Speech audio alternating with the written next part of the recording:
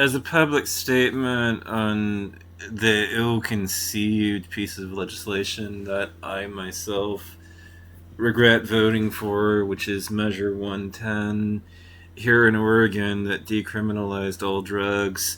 I want to say that I have a position that is not of the conventional perspective about this one, and the reason why I felt the need to weigh in is because, I do have solutions in mind to the problem, but they're not going to be necessarily the ones that are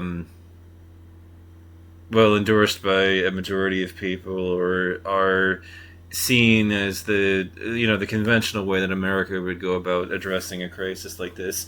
I believe Measure 110 was ill-conceived at the end of the day. I regret it in huge part because it's very easy to look at what happened and take home the lesson that decriminalization can never work, and that's not really what I learned as a consequence of Measure 110. What I absorbed from the backlash was that Portland had turned into an open air drug market, and people were, essentially congregating downtown and walking past tents and everything where people were shooting up, and eventually commerce downtown dried up, businesses and had to deal with situations where their employees didn't feel safe coming into work because of the congregation of homeless addicts that were on the street corner, coupled with the fact that America seemed to be, busing people in from other cities and homeless people,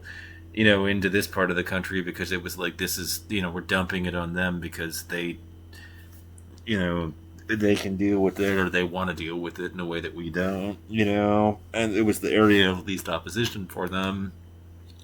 And so a lot of old school Portlanders, it took a look at, what was happening, and they blamed Measure 110. And who can blame them? I mean, this bit of legislation that we all, like 58% of, or the majority of us voted for, you're right, it was ill-conceived. I mean, to me, the take-home lesson was, if you don't isolate drug users inside prisons and everything, then you can't take the isolation element out of things. At least on a temporary basis, when people are actually shooting up, they need to be redirected somewhere else where they're not, on the fucking, like literally on the fucking street corner. Pardon my French there, but, the appalling scenes that Portlanders were being subjected to, I get it. I mean, you were downtown, you probably brought your kids, and your kids are impressionable. They come by, they see this guy shooting up on the street corner. You're gonna flip, you're gonna lose your shit, obviously, because your kids are impressionable, and that makes it seem like that kind of lifestyle is reasonable or okay in any way, or that you're afraid your kid will think that that's something that they should emulate, or that it is admirable in some way, or that it's just tolerated at the very least, and that's a problem. So what we learned is that people don't want to see it. They don't want to see people actually using these drugs, so the way to deal with that sort of problem is something like an overdose prevention center, because since you're no longer sending them to prison, you have to plan things through so that you have somewhere else to send them, because otherwise they're just going to do it on the fucking street corner out in the open, disrupting commerce, making people feel unsafe to even bring their kids, through the street and go about doing their daily life. And if I appear to be laughing, it's not really that I think this stuff is funny. It's a coping mechanism for just how grim this whole situation is, because it's fucked up. It's very fucked up. And what I've learned from the unfortunate reality of Measure 110 is that it's not going to be as simple as just changing the laws. Just ending the drug war is not really going to be a bridge far enough to really begin addressing this problem. if we're going to end the drug war, we're going to need a plan for how to implement in the most coherent way possible to plan things through. Because otherwise, like we witnessed, this turned into a major disruptive event with people that were, basically injecting on the fucking street corner, out in front of businesses, setting up homeless tents. I mean, it was a fucking nightmare in action, and I do regret my vote, but that's because the take-home lesson for a lot of people was basically decriminalization can't work, rather than what the truth was, which was that Measure 110 was ill-conceived. It didn't really have a plan. It didn't think things through deeply enough. It just basically said, "Hey, stop locking people up for this." It didn't think about what the implications of that were. I mean, if you stop locking people up for it, those people still exist, and if you just let them use on the side of the street, out in the open, especially because these people are often homeless drug addicts, if you let them be out there on the street and shooting up in front of businesses and everything, then nobody's going to feel safe going downtown, going to work, sending their kids and them into downtown. It's going to disrupt the lives of ordinary people, and the voters will turn on you. They'll fucking hate you forever for it. They won't forgive it, and they'll lose their shit about it, And so what happened was that a lot of people started calling the Oregon legislature or telling them, recriminalize, we need to get these people off the streets. And you're right, we do need to get them off the streets, but that doesn't mean that we need to get them into prison. There are other places that we could send them, like supervised injection sites, but did this bill have any money set aside for a supervised injection site or an overdose prevention center, as they sometimes get called, as well? Did we have anything like that? No, we didn't. We didn't fund any sort of program like that. And so the lesson to me is that if you're going to make a big change to our drug policies, and you're going to say, "Hey, we've been isolating these people for like 50 years now. That hasn't been enough to get people off of it. Why don't we start to rethink our approach on this one and start, thinking, well, if drugs are bad, then they're bad because they harm the people that use them. And then those people don't become productive members of society, and it just amplifies their problems as they become more and more isolated." If that's the case, then addressing the harm, the root of what made us turn against drugs in the first place, the harm that they end up causing their users and everything, this desire to protect people from their own stupidity, then,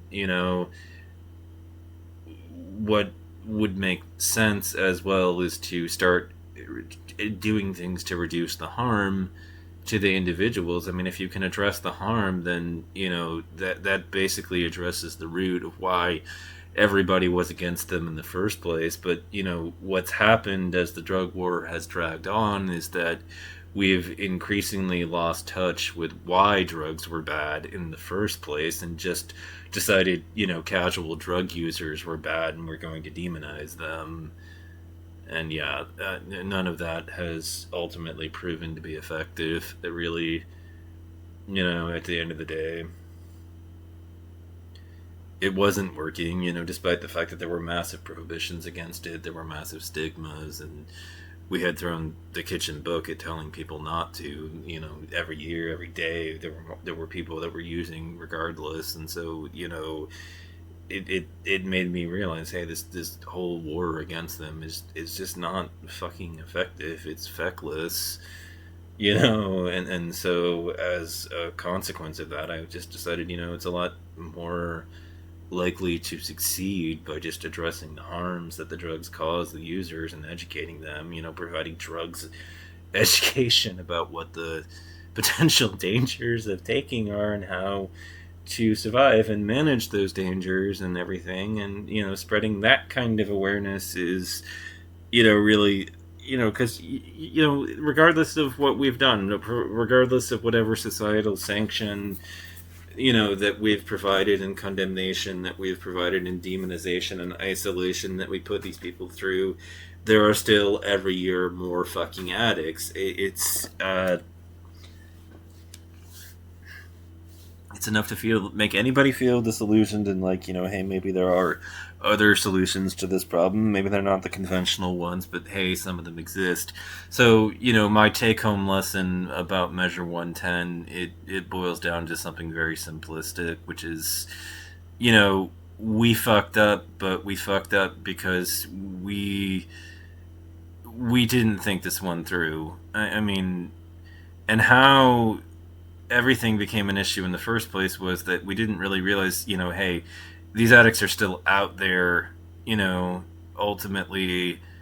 And if we don't have some sort of plan to isolate them somewhere else than in prison, then, like I said, they're going to be disrupting commerce in some way, making people feel unsafe showing up to work or shopping downtown in the downtown shopping centers. And then you're going to have people calling, their state legislator constantly asking them to recriminalize. And so, if we're going to do this, like, inevitably, I feel like eventually this is going to happen again. Some piece of legislation is going to come up again. I would say that the take home lesson is that bill, whenever that happens, is the people that draft it. Hey, you need to understand this aspect of things. You need to understand that if we decriminalize, we're going to need a much more comprehensive plan than just changing the laws. We're going to need to figure out somewhere else that we can redirect these drug users so that they're not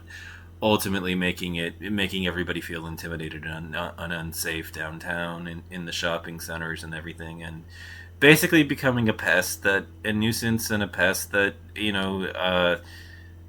completely derails the ability for businesses to conduct regular operations, and they're largely family friendly settings. They want families and everything going downtown and shopping and all that other stuff. And if you've got drug users and homeless people down there, that makes the average family a lot do a double take and think, hey, maybe not. That's a problem. You have to keep both groups happy if you're going to do it. You can't just give drug addicts this handout. You've got to and another aspect of what went wrong with the bill is that it's $100 fine if you get caught with them, or you go to rehab to avoid paying that fine. But Portugal, it didn't like force you into rehab immediately, but if they caught you enough times and you kept resisting, you basically eventually got to the point where it was like, hey, either you go to rehab and clean up, or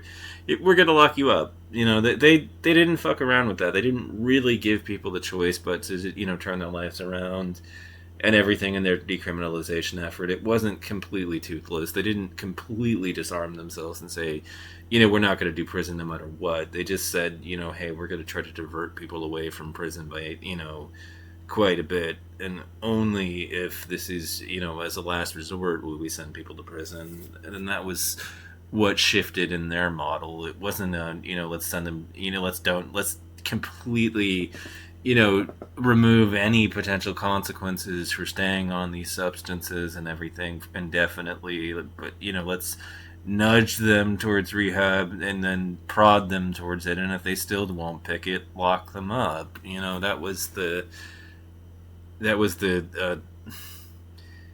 real approach that was taking place in Portugal. And so I if I did surgery on Measure 110, I would remove the provisions that let people opt out or pay $100 fine. I might edit the fine as one approach by making it like $5,000, so people really had an incentive to and then I would instruct cops to rigidly enforce it, their citations, and even if that meant that they'd be authorized to place a tracker on people so that injected into them so that they would know exactly where they were to enforce and the yeah, the reality of what transpired was ultimately a mistake. And I am profusely sorry to the people of Portland and Oregon for my vote, but that's ultimately down to the fact that I feel that Measure 110 was not conceived of and thought through properly enough. You know, if you're not going to isolate addicts in prison, then you're still gonna have to isolate them. You're just gonna have to find somewhere else to isolate them. And to me, that what I would advocate for is isolating them in an overdose prevention site. You know, there are staffers in the building that are trained on how to deal with these people and to treat them in the case that they overdose, and then you just give them a booth and everything and let them do their business and then go about their merry way.